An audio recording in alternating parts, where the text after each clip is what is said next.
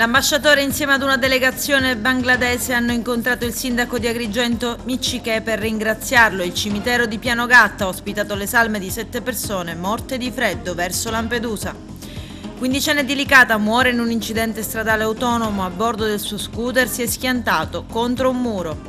La sezione agrigentina degli edili scrive a tutti i deputati e senatori siciliani per segnalare ritardi di Poste Italiane nell'evadere le pratiche di cessione del credito Superbonus 110. È iniziato il passaggio allo standard di seconda generazione della TV digitale. Il numero minore di frequenze obbliga tutti gli operatori ad adottare un nuovo standard di VBT2. Il gruppo PD all'ARS chiede al governo regionale di promuovere forme di sostegno alle emittenti locali. Nuove scritte Novax ad Agrigento, appello del commissario Zappia a vaccinare i bambini, manifestazione degli studenti delle superiori a Palermo.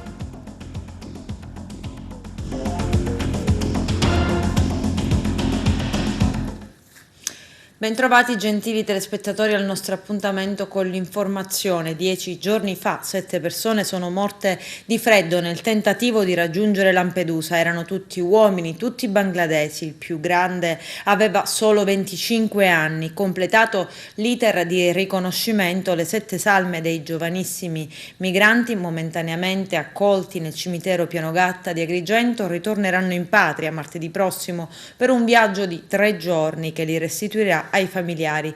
Una delegazione diplomatica ha ringraziato il sindaco di Agrigento Franco Micciche per l'accoglienza e per la sensibilità mostrata. Il servizio di apertura è del nostro direttore Arturo Cantella. Nel pomeriggio di ieri una visita si è svolta da parte della delegazione diplomatica guidata dall'ambasciatore in Italia Samen Hassan e dal console generale onorario di Palermo Vincenzo Di Tanto nel comune di Agrigento, dopo aver reso omaggio alle salme nella camera mortuaria del cimitero di Pianogatta. Presente il sindaco della città, quindi il ringraziamento per l'accoglienza e la sensibilità mostrata. L'iter dunque di riconoscimento delle 7 salme dei giovanissimi migranti morti a Lampedusa per assideramento è stato completato. Le stesse ritorneranno in patria martedì prossimo per un viaggio che durerà 3 giorni e che li vedrà restituire ai propri familiari. I 7 migranti momentaneamente sono stati accolti nel cimitero di Pianogatta, erano tutti uomini. Il più grande aveva 25 anni. Domenica sera sono stato al porto, non è stato un atto dovuto, non è stato un atto comandato. È vero, sono stato informato da Sua Eccellenza il Prefetto, però il mio primo pensiero è stato, appena saputa la notizia, di provvedere a comprare i fiori per le 3 salme che arrivavano. Poi mi sono precipitato al porto, ho accolto le salme, abbiamo fatto una prima preghiera col prefetto proprio davanti alle salme appena sbarcate. Ho accompagnato il corteo funebre fino al cimitero di Pianogatta e poi lì mi sono fermato qualche minuto a meditare e a pregare per questi poveri 7 ragazzi che hanno perso la vita così in maniera prematura e, come dire, in maniera inaspettata e in maniera anche barbara. Non si deve morire così. Questi sono ragazzi che sono partiti dalle loro case, hanno lasciato la propria famiglia, i propri cari, hanno lasciato i loro affetti, sicuri di trovare una vita migliore. Invece purtroppo la loro vita è stata troncata. Quindi è stato per me un onore soffermarmi sulle bare e pregare per loro. E così anche oggi ho voluto ripregare accanto all'ambasciatore che mi ha onorato della sua presenza e abbiamo pregato.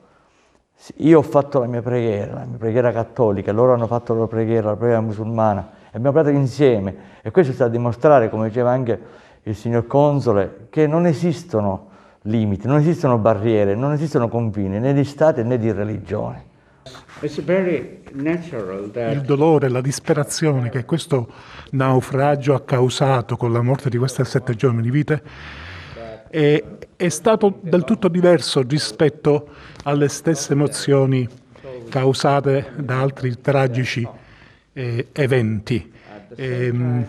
Lui è rimasto colpito dalla disperazione dei parenti delle vittime nel momento in cui hanno appreso di questo evento disgraziato e ha sentito la necessità questa volta, di disporre quanto più possibile il rientro in patria di queste salme.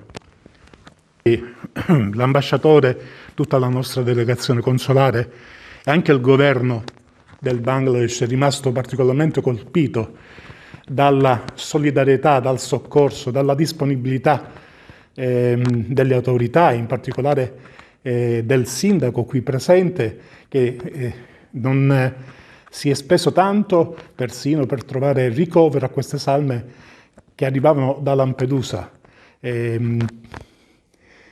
A sottolineare appunto che, come è venuto fuori nel momento delle onoranze, il sindaco ci ha fatto capire ancora di più con il suo comportamento che non esistono confini. E questo è il messaggio che abbiamo apprezzato e nei confronti del quale siamo pienamente riconoscenti. Prima cosa, lei è molto triste per questa cosa, con 7 persone decedute al mare, eppure l'ambasciatore pure ringrazia da tutti, specialmente il sindaco di Agrigento e pure comunità di vostra comunità, nostro console di tanto, tutti ringrazio per tutte le cose, per ripartire tutte le salme nel mio paese. Incidente autonomo a Licate in via Fiume Vecchio in prossimità della zona residenziale di Contrada Piano Cannelle. Un ragazzo, Enrico Bonello, di 15 anni, a bordo del suo scooter si è schiantato contro un muro. Le sue condizioni sono apparse subito gravi e il giovane centauro è stato trasferito prima al pronto soccorso dell'ospedale di Licata, poi in ambulanza a Canicattì e con un elisoccorso al Trauma Center ospedale Villa Sofia di Palermo, dove è morto a causa delle gravi ferite multiple all'addome e alla testa. Sul luogo dell'incidente sono intervenuti i carabinieri della locale compagnia, coordinati dal capitano Augusto Petrocchi, che indagano sulla dinamica dell'incidente. È stato identificato dai carabinieri il cadavere dell'uomo trovato nel lungomare di Romagnolo a Palermo. Si tratta di Giovanni Dignoti, 58 anni, cuoco palermitano. L'uomo viveva a Ciaculli, nella casa dei genitori, entrambi deceduti. Proprio in quella casa nei giorni scorsi i militari avevano eseguito una perquisizione. L'uomo scomparso da alcuni giorni era sposato con 2 figli. Il corpo era stato trovato sull'arenile con una ferita alla testa. I militari sono arrivati a identificarlo grazie alle impronte digitali. Dignoti indossava un paio di jeans e una felpa a girocollo di colore grigio. Il corpo è stato trasportato a riva dalle onde. Ad accorgersi della sua presenza è stato un passante. La prima ispezione cadaverica eseguita dal medico legale, avvisato dai carabinieri, aveva fatto emergere la presenza di una piccola ferita alla fronte, un taglio ed un'echimosi compatibili con una caduta sugli scogli prima di finire in acqua. Per chiarire le cause della morte, la procura ha disposto l'autopsia che verrà eseguita all'Istituto di Medicina Legale dell'ospedale Policlinico. Cappellino, mascherina anti-Covid e pistola in pugno. Un malvivente ha minacciato, strattonato e poi preso con forza il portafoglio ad una 55enne di Canicattì che era appena uscita da un patronato in via Regina Elena. La donna è stata portata in una strada secondaria e rapinata. L'uomo, dopo aver messo a segno la rapina, è fuggito a piedi facendo perdere le proprie tracce. Ad aiutare la signora, sconvolta per l'accaduto, uno dei commercianti della zona. Il fatto è stato denunciato al locale commissariato con gli agenti di polizia che hanno immediatamente avviato le indagini per risalire all'identità dell'uomo. Un autista in servizio sulla linea dell'autobus 389 da Palermo a Monreale è stato aggredito da alcuni passeggeri. Sui social è stato pubblicato un video registrato con un cellulare in cui l'autista dell'Amat è circondato da 2 persone che tentano di picchiarlo e lo minacciano e offendono più volte. L'autobus era pieno e qualche passeggero ha superato la cordicella che delimita l'area di sicurezza dell'autista. Il conducente ha spiegato che quella zona deve essere vuota ed è scattata l'aggressione. Urla, insulti e anche schiaffi contro l'autista e pugni contro il vetro a contorno del posto guida. A un certo punto uno degli aggressori ha lanciato l'estintore contro l'autista. Anche Anche le telecamere dell'autobus hanno registrato tutto. L'AMAT dice: abbiamo sentito l'autista che ci ha confermato che presenterà denuncia. Queste aggressioni sono intollerabili. Abbiamo estrapolato le immagini e sono a disposizione delle forze dell'ordine. Basta scuola lavoro, no alla nuova maturità. Manifestazione degli alunni delle superiori che anche a Palermo, come in tante altre città italiane, sono scesi in piazza per dire no agli esami di maturità vecchio stile con 2 prove scritte e no all'alternanza scuola-lavoro. Vediamo. Facciamoci sentire! Lo studente è presente! Si vede, si sente! Lo studente è presente! Si vede, si sente! Lo studente è presente!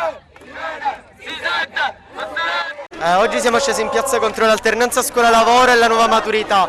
Diciamo, il discorso era: avevamo il presidio a Piazza Politeama, soltanto che abbiamo rotto i limiti imposti dalla questura e siamo ora al massimo, perché è morto un ragazzo, è morto Lorenzo il 21 gennaio ed è insostenibile il fatto che muoiono ragazzi durante l'alternanza, quindi siamo qui al massimo, abbiamo fatto un corteo. Cosa chiedete al governo? Chiediamo l'abolizione dell'alternanza scuola-lavoro, perché è infattibile il fatto che vengano mandati ragazzi piccoli, studenti all'interno delle fabbriche da parte della scuola, che dovrebbe essere un luogo di formazione, che in realtà sta diventando sempre di più un'azienda. Oggi gli studenti sono in piazza per dire basta a un sistema che non li vede protagonisti, un sistema che li vede soltanto come merce da stipare prima nelle aule poco sicure e poi che li vede manovalanza gratuita da mandare in fabbrica. Siamo stanchi di stare sotto un sistema che ci manda a lavorare in fabbrica, perché è questo.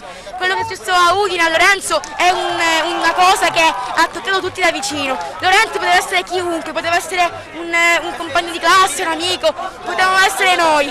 Siamo stanchi di stare sotto questo sistema, un sistema che ci vede come merce, che non guarda in faccia realmente i bisogni degli studenti. Il ministro Bianchi ha detto che per lui la scuola è un trampolino verso il lavoro. Forse ha dimenticato però che il lavoro in Italia sono 3 morti al giorno ed è una normalità, e noi siamo qui per dire no a questa normalità che lui tanto decanta.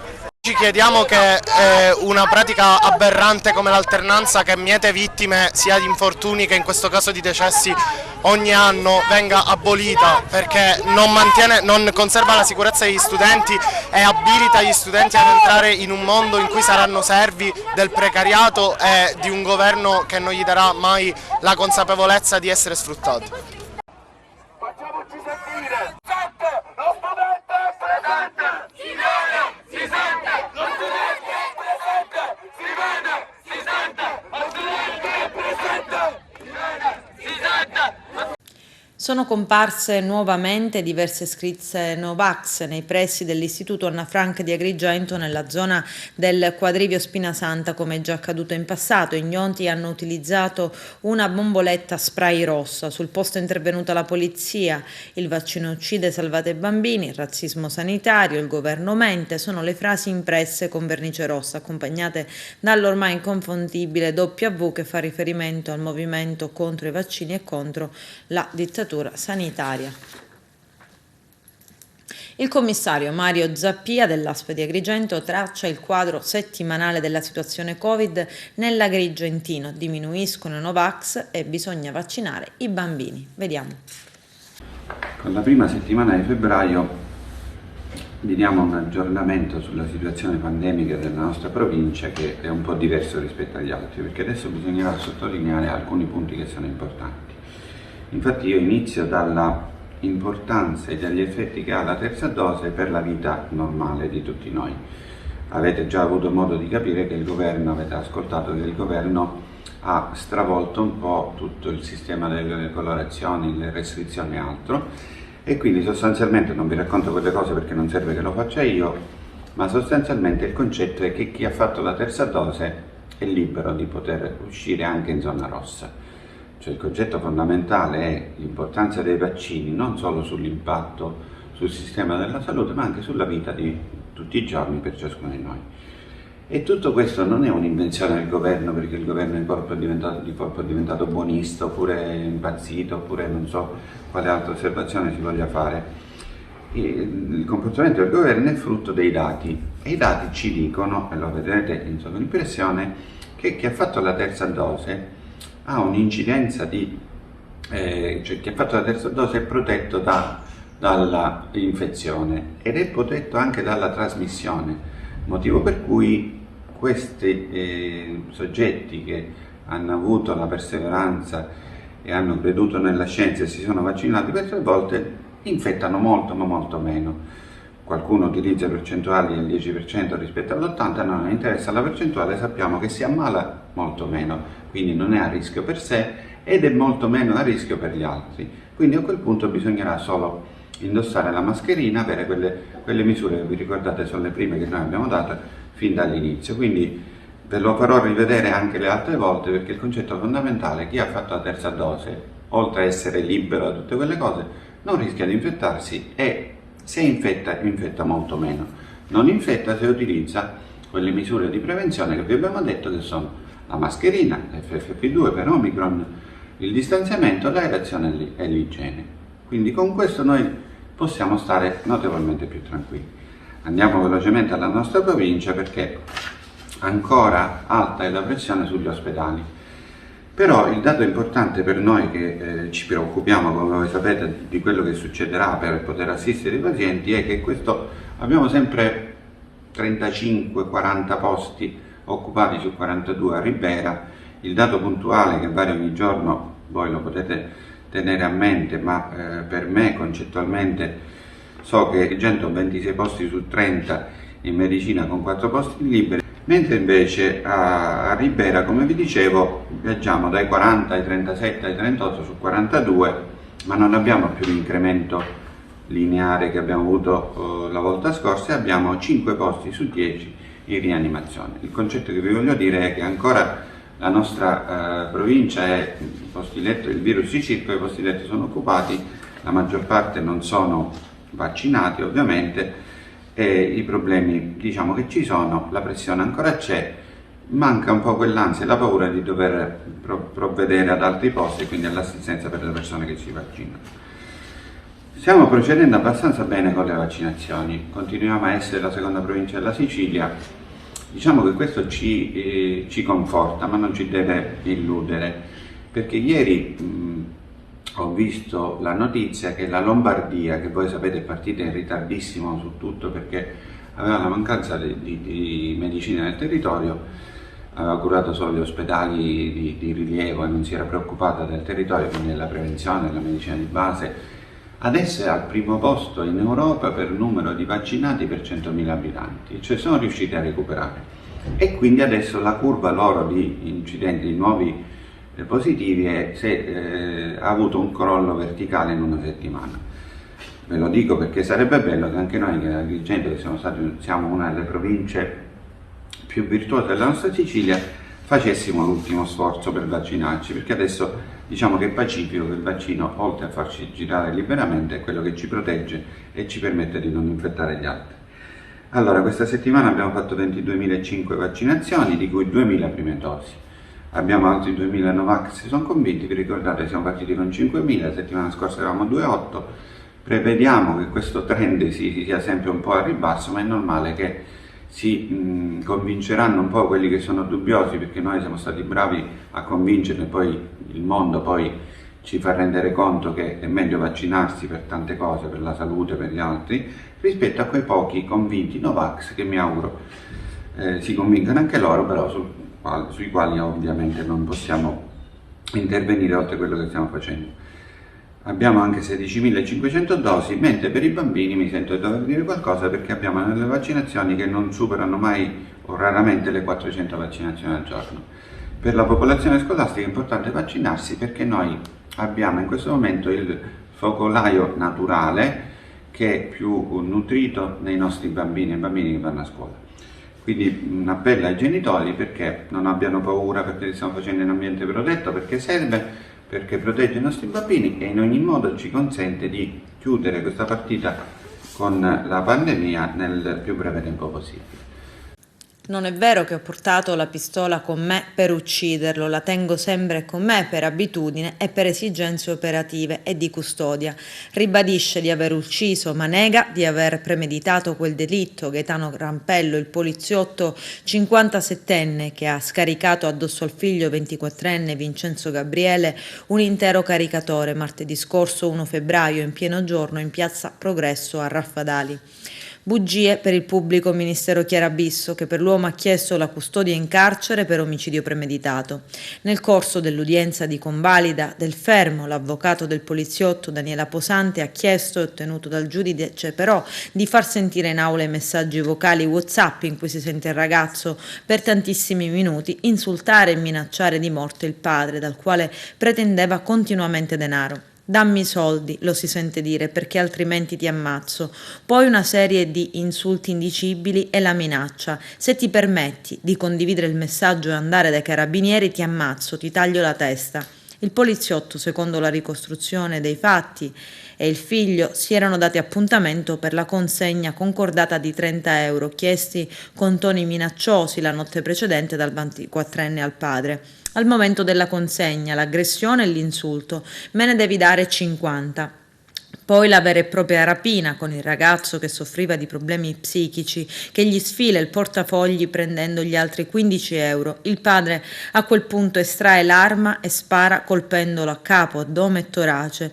Gli davo sempre soldi a mio figlio, mi minacciava e mi picchiava. Non ci ho più visto e ho avuto un cortocircuito, ha detto Rampello agli inquirenti. L'uomo, subito dopo aver commesso l'omicidio del figlio, ha chiamato i carabinieri per farsi arrestare. L'avvocato Posante, al termine dell'interrogatorio nel quale il poliziotto ha confessato negando la premeditazione, ha chiesto l'applicazione dei domiciliari con il braccialetto elettronico. Il GIP del Tribunale di Agrigento, Micaela Raimondo, ha convalidato l'arresto di Gaetano Rampello, richiesto dal PM Chiarabisso, che sostiene invece la tesi in cui si tratti di omicidio volontario aggravato dalla premeditazione e dall'aver agito contro un discente. Adesso Rampello ha chiesto di essere trasferito in un carcere militare. Il pubblico ministero di Agrigento, Elenia Manno, ha chiesto al Tribunale 56 rinvii a giudizio nell'ambito di un'inchiesta che avrebbe accertato una truffa di circa $500.000 a danno dell'INPS. Le indagini ruotano intorno alla società Cublas con sede a Canicattì. Attraverso tale società si sarebbe provveduto a stipulare falsi contratti di comodato dei terreni, assunzioni fittizie di braccianti agricoli per raggirare l'INPS e ottenere le relative prestazioni assistenziali. Il PD chiede sostegno per le TV locali. Presentato al governo regionale un ordine del giorno in cui si chiede di attivare tutte le iniziative utili al sostegno del settore che rischia la chiusura a seguito della transizione verso il nuovo digitale terrestre. Arturo Cantella. Sulla questione che riguarda le TV locali e la nuova transazione alla TV digitale arrivano notizie dalla regione siciliana attraverso un ordine del giorno del Partito Democratico all'Arse. Governo regionale attivi le misure di sostegno alle piccole emittenti locali. Nel comunicato stampa del Partito Democratico si chiede al governo regionale di attivare le iniziative utili a sostegno del settore delle piccole emittenti radiotelevisive siciliane che rischiano la chiusura a seguito della transazione verso il nuovo digitale terrestre. Lo prevede un ordine del giorno presentato all'Ars dal capogruppo Giuseppe Lupo e dai parlamentari regionali del Partito Democratico Anthony Barbagallo, Giuseppe Arancio, Michele Catanzaro, Antonello Cracolici, Nello Di Pasquale e Baldo Gucciardi. Come è noto, si legge nell'ordine del giorno, a partire dal gennaio del 22 è iniziato il passaggio allo standard di seconda generazione della TV digitale, così come stabilito dall'Unione Europea, e il numero minore di frequenze obbliga gli operatori a adottare un nuovo standard, il cosiddetto DVB-T2. I canali messi a disposizione da Rai Way, azienda che gestisce le infrastrutture e i servizi di rete per gli operatori del settore, bastano solo per poche emittenti televisive, le quali potranno trasmettere con copertura regionale, potranno e saranno costrette a sostenere costi notevoli fino a oltre 80.000 euro l'anno più IVA. È evidente che si tratta di una cifra del tutto fuori mercato per la Sicilia e che molti editori non saranno in grado di reggere un simile incremento dei costi. Si rischia così di penalizzare tante piccole emittenti e ciò, oltre a nuocere alla pluralità dell'informazione, potrebbe portare a una crisi occupazionale in un settore altamente specializzato. Il gruppo del Partito Democratico all'Ars chiede dunque al governo regionale di provvedere forme di sostegno alle emittenti locali a tutela della pluralità dell'informazione e dei posti di lavoro. Credito bloccato, cantieri a rischio, appello di Confartigianato a tutti i deputati e senatori siciliani per segnalare i ritardi nel pagamento del credito. L'appello è partito da Agrigento, firmato dal presidente provinciale ANAEPA, la sezione degli edili della Confartigianato Agrigentina, diretta da Giovanni Graceffa. In sostanza si fa appello alla deputazione affinché si intervenga per porre fine ai ritardi di Poste Italiane nell'evadere le pratiche di cessione del credito super bonus 110%. Arturo Cantella. Ecco, un'importante conferenza stampa che Confartigianato Agrigento questa mattina fa per sensibilizzare l'opinione pubblica, ma anche le forze di governo, i parlamentari regionali e nazionali, per un problema di importanza vitale che riguarda la cessione del credito, che a quanto pare viene bloccata, diciamo, nella sua varietà come era prima, e crea tanti problemi nel settore edilizio. Ecco, se ce li spiega in dettaglio. Sì, assolutamente. Noi del mondo edilizio in questo momento siamo molto preoccupati per l'entrata in vigore di questo decreto sostegno, specialmente dell'articolo 28, che va a limitare fortemente il numero di cessioni di credito che prima erano illimitate, invece adesso diventano una sola cessione. Quindi limiterà la liquidità a disposizione delle imprese edili e di conseguenza ci sarà un crollo della liquidità di cassa e ovviamente noi non ce lo auguriamo, ma un fallimento quasi totale delle imprese che sono in questo momento impegnate nei lavori di bonus edilizi e di super bonus. Questo porterà a una contrazione dell'occupazione, perché non potendo poi cedere il credito voi alle imprese fornitrici, giustamente siete costretti a vedere l'attività bloccata e a creare anche dei problemi all'utenza.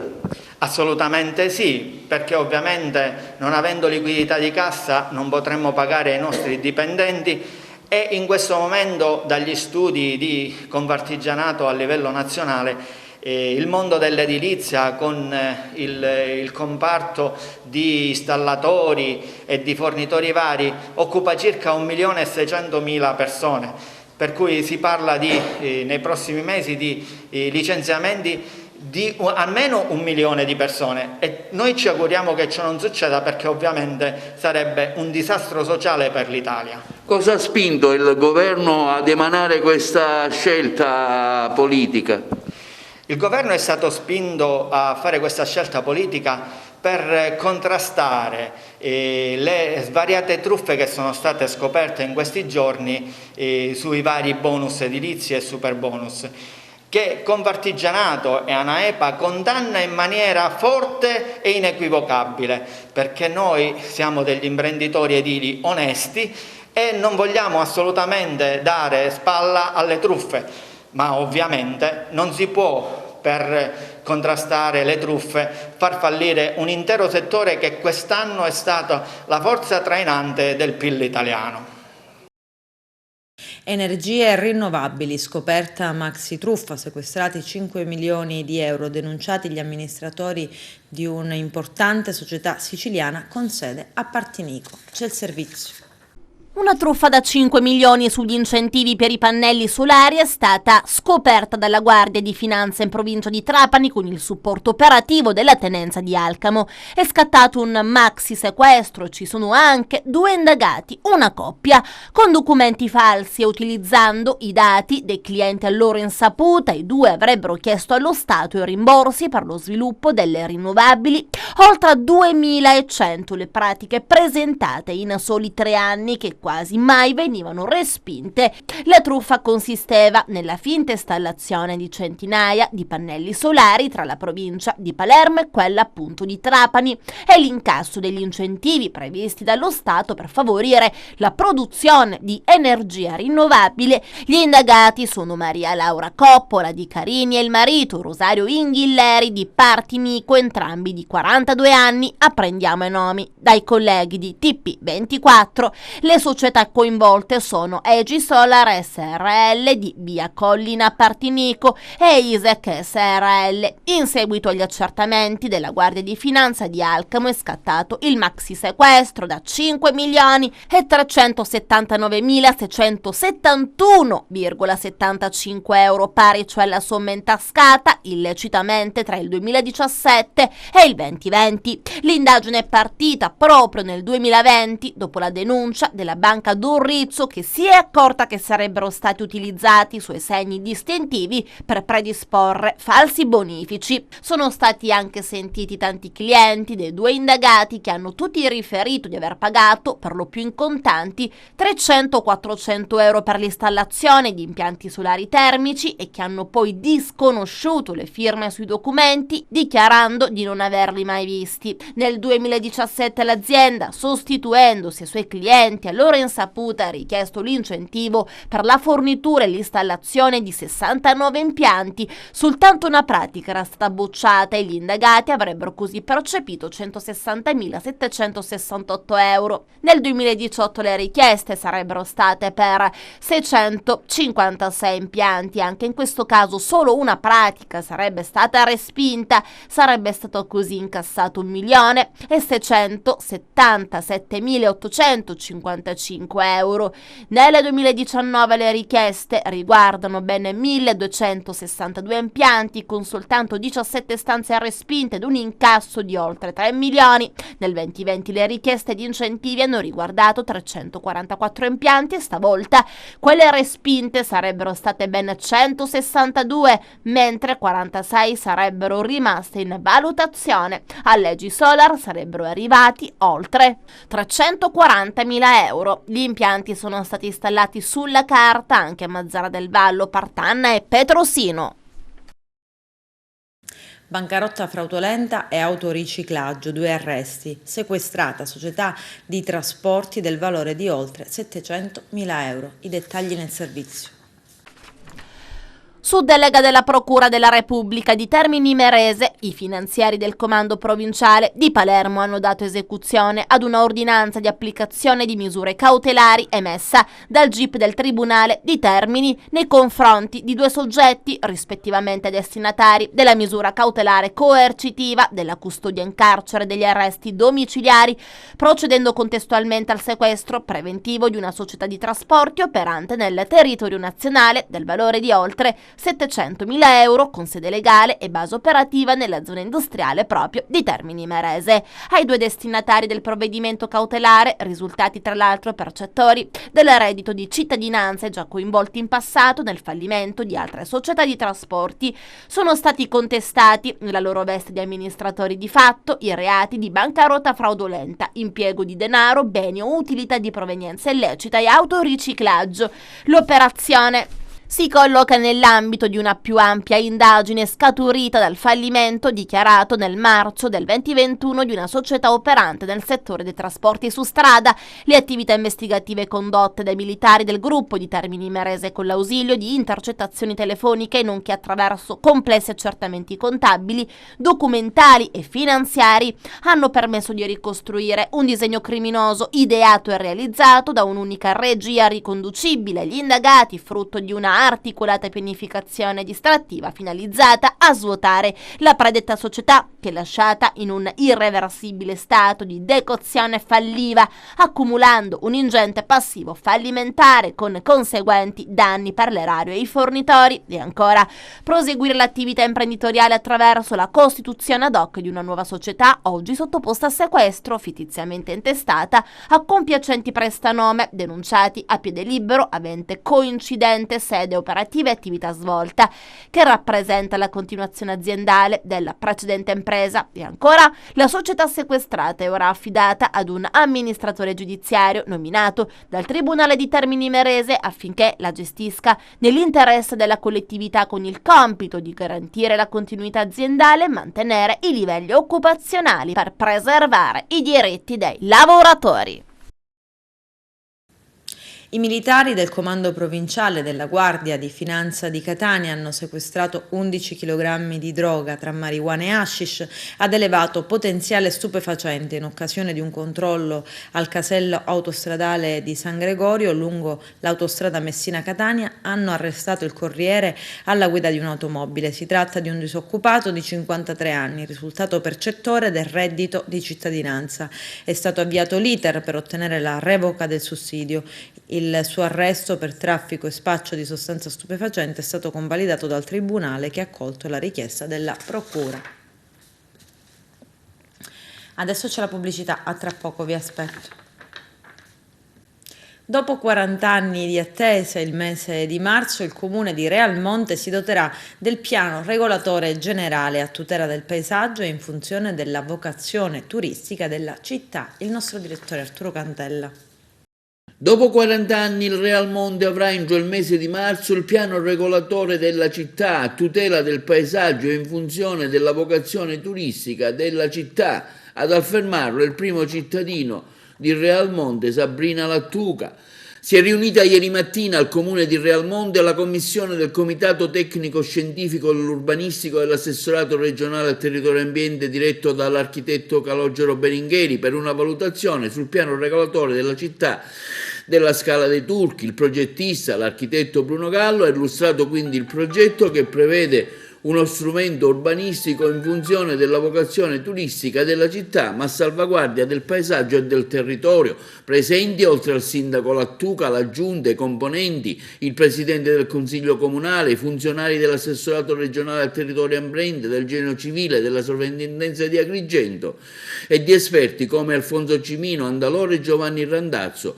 All'incontro sono seguiti sopralluoghi nelle aree territoriali interessate per comprendere le previsioni prospettate del piano regolatore. Quindi entro il prossimo mese di marzo sarà conclusa l'istruttoria e finalmente la città della Scala dei Turchi avrà un suo piano regolatore secondo i canoni stabiliti dalla legge vigente. Nell'ambito dell'esame del PRG del Comune di Realmonte, la cui istruttoria è iniziata già da circa un mesetto, la CTS urbanistica ha deciso di venire qui sul posto per verificare quanto rappresentato in planimetria e quanto è stato realizzato sul posto. Diciamo che i luoghi sono bellissimi, certamente questo piano regolatore dovrà fare riferimento alla nuova norma urbanistica che prevede consumo del suolo tendente a zero. Speriamo bene, cercheremo di esitarlo nel più breve tempo possibile, speriamo a marzo di concludere l'istruttoria e dare al comune di Realmonte, al sindaco che è qui accanto a me che lo rappresenta, un piano regolatore approvato secondo i canoni stabiliti dalla legge 19 del 2020. Io innanzitutto voglio ringraziare l'assessorato territorio e ambiente che stamattina ha disposto il sopralluogo ai fini della valutazione del piano regolatore generale e della normativa che deve essere calata all'interno del piano. Questo è stato il frutto di 1 anno e mezzo di lavoro, siamo più volte andati in assessorato, ci siamo confrontati col direttore generale, l'architetto Beringhieri, che ringrazio, per la disponibilità, l'attenzione e il riscontro rispetto a una richiesta legittima di un territorio che è bellissimo, la città della Scala dei Turchi, che merita di essere regolamentato anche dal punto di vista urbanistico, certo con un piano che abbia in sé tutta la normativa paesaggistica e tutto quello che è vincolo e comunque possibilità sul territorio calato all'interno. Prosegue implacabile l'erosione marina a danno della spiaggia e del boschetto di Eraclea Mino e il lido di Cattolica Eraclea. Come segnala e documenta in foto e video l'associazione ambientalista Mare Amico, l'ultima mareggiata ha cancellato una nuova fascia di boschetto. Il coordinatore Claudio Lombardo afferma: una 50ina di alberi sono caduti come dei birilli e il mare avanza inesorabilmente. Mentre si aspetta l'inizio dei lavori promessi, finanziati ed appaltati, sono spariti più di 200 metri di spiaggia dorata e circa 600 metri di boschetto sono stati persi per sempre. Alberto Di Pisa, già procuratore a Termini Imerese Marsala e commissario straordinario della provincia di Agrigento, è morto a 78 anni la notte scorsa nella sua abitazione a Palermo. Arturo Cantella. L'ex magistrato Alberto Di Pisa, che era stato procuratore anche a Termini Imerese a Marsala, è morto nella sua abitazione a Palermo all'età di 78 anni. Di Pisa era stato dimesso nella giornata di ieri in fin di vita all'ospedale, dove era stato ricoverato per un tumore. La Regione nel tardo pomeriggio esprimeva il suo cordoglio con un comunicato stampa a firma del presidente Nello Musumeci. Dal 2018 al 2021 è stato commissario straordinario dell'ex provincia regionale di Agrigento. Di Pisa fu apprezzato anche per il suo rigore morale e la competenza amministrativa. Era stato commissario straordinario del Libero Consorzio, dove ha profuso con tenacia il proprio impegno. Sentiamolo in questa breve intervista che abbiamo realizzato ad Agrigento durante la presentazione del suo libro. Il titolo del libro è Morti opportune. Dottore Di Pisa, ecco, da cosa scaturisce l'idea di fare questa edizione? Ma l'idea del libro nasce dall'avere constatato come negli anni che vanno dal 60 anche al 90 si verificano tutta una serie di morti per incidenti stradali, per suicidi, per infarti o comunque per fatti accidentali di una serie di appartenenti ai vertici della polizia, dei carabinieri, dei servizi segreti. Si tratta di morti che vennero archiviate, insomma, dal punto di vista giudiziario, ma sulle quali a mio avviso vi sono dei dubbi e dei sospetti che in realtà di morti per suicidio o per incidente non siano state. E quindi nel mio libro evidenzio tutti questi dubbi, questi elementi, lasciando poi un po' al lettore di farsi una propria idea. Ecco, il caso più eclatante tra i tanti che lei analizza?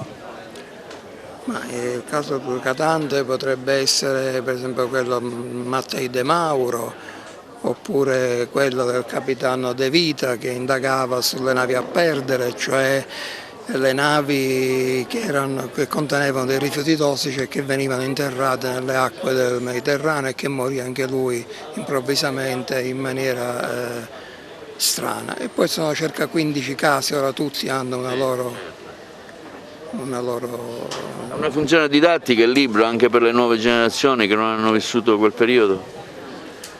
È una funzione didattica per fare conoscere questo periodo, questa epoca e poi quello che caratterizza tutti questi casi, che su quasi tutti aleggia la figura della P2, dei Ciogelli, dei servizi segreti. È un po' un elemento che accomuna un po' tutti questi casi che io ho trattato nel libro.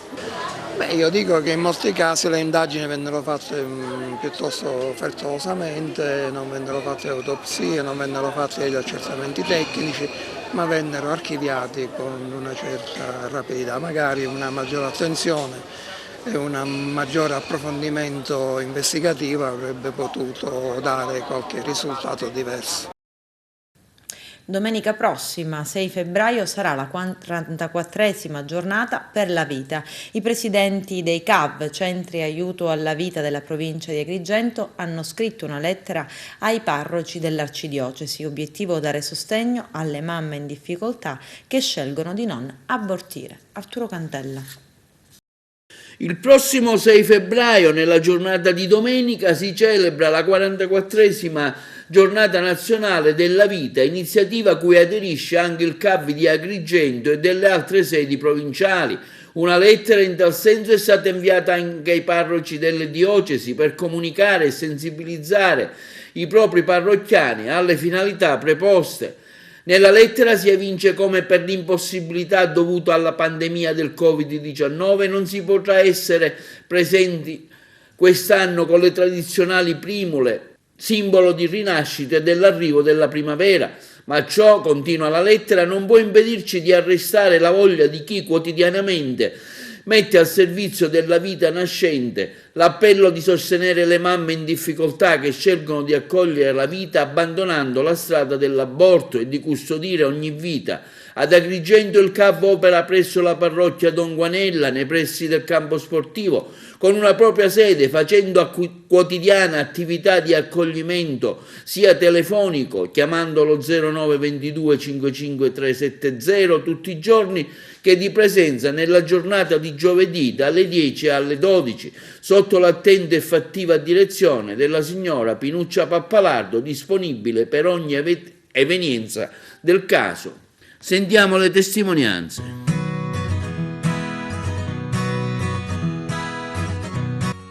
Domenica 6 febbraio celebreremo la 44esima Giornata per la Vita.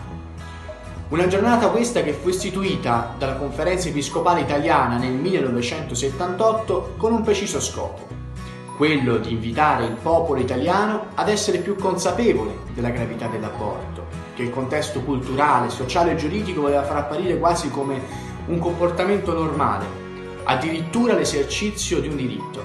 Oggi la Giornata per la Vita è un inno alla bellezza della maternità, un appello alla solidarietà nei confronti della vita nascente.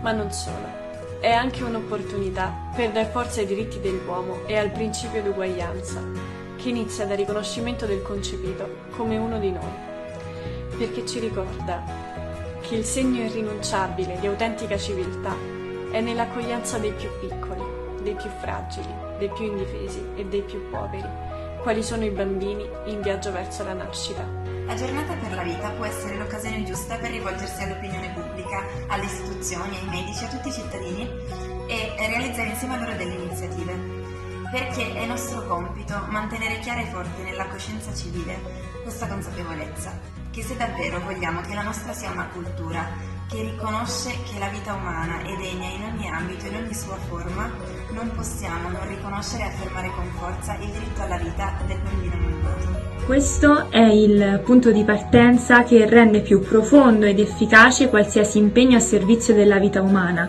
E perché? Perché il tema della vita nascente è strettamente correlato ai grandi temi del nostro tempo, quali l'uguaglianza, la libertà, la famiglia, così come l'accoglienza dei migranti, la povertà, l'ecologia e soprattutto la tutela di tutti, sottolineo tutti, gli scartati della nostra società. Riconoscendo il concepito come uno di noi, si accumulano risorse intellettuali e morali per rinnovare la società in una logica di solidarietà, di uguaglianza, di giustizia sociale. Questo è il senso della Giornata per la Vita ed è importante non annacquarne il significato, né allontanarsi da quella che è la sua logica originaria, che resta ancora oggi e più che mai ancorata al tema della vita nascente. Il tema della giornata di quest'anno è bellissimo: custodire ogni vita. Custodire è più che rispettare, tutelare, curare, difendere, perché è tutte queste cose insieme, unite da uno sguardo di accoglienza, solidarietà, prossimità e di amore nei confronti della vita umana. E poi questo verbo, custodire, sembra richiamare qualcosa di prezioso per essere completato, no? E cosa esiste di più prezioso del dono della nostra vita e di tutte le vite chiamate ad esistere nella storia del mondo?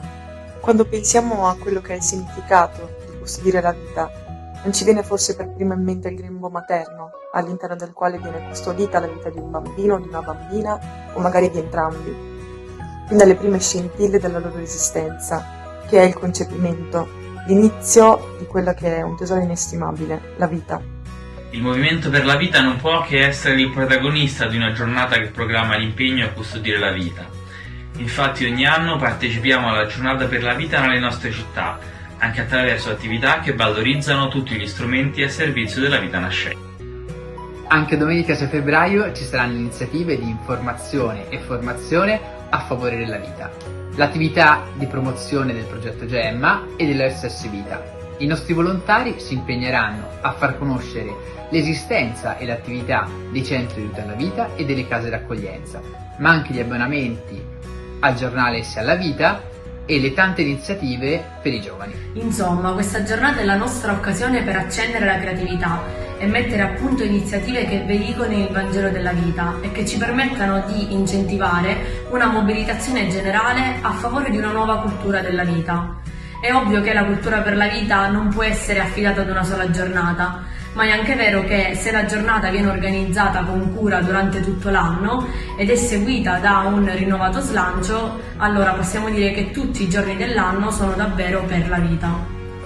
E allora che sia un anno di forte impegno, tutti insieme per la vita, che il nostro entusiasmo e il nostro servizio possano trasformare le comunità in cui viviamo in scrigni, dove è bello e irrinunciabile custodire la vita.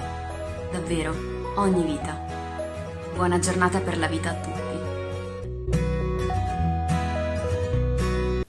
La Valle dei Templi potrebbe ospitare la realizzazione del dolce di zucchero più grande del mondo. Ad annunciarlo il promotore di eventi agrigentino Giovanni Parisi, che negli anni passati ha messo a segno la creazione della cubaita di mandorle più lunga. Adesso vi sarebbe l'interesse a raggiungere un nuovo Guinness World Record con la realizzazione di una torta di zucchero delle dimensioni mastodontiche.